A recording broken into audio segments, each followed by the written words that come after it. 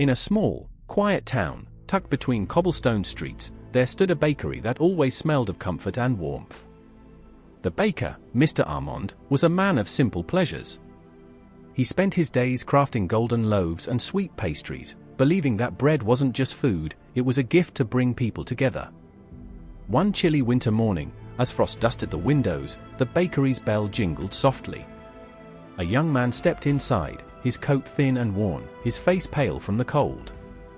His eyes darted to the counter, where fresh bread sat steaming, the crusts glistening like gold under the morning light. Mr. Armand, wiping flour from his hands, greeted him with his usual warmth. "Good morning. What can I get for you?" The young man hesitated, his hands clutching a few coins. He looked down, his voice barely above a whisper. "I don't have enough for a full loaf, sir."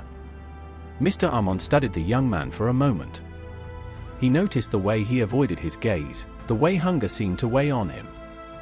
He gave a kind smile.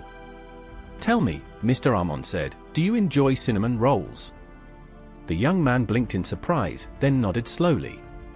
Without another word, Mr. Armand reached behind the counter, pulling out a warm cinnamon roll, its glaze shimmering in the morning light. He placed it carefully in a small bag, alongside a loaf of bread. "Here," Mr. Armand said, handing over the bag. "Take these. No charge today. Pay me when you can, or don't. Kindness, like bread, is best when shared." For a moment, the young man stood frozen, his eyes wide with disbelief. Then, his lips trembled into a smile, and he whispered a quiet but heartfelt, "Thank you." As the young man left, the bell jingled again, and Mr. Armand returned to his work, a contented smile on his face. Outside, the young man broke off a piece of bread, savoring the warmth and softness as snowflakes began to fall around him.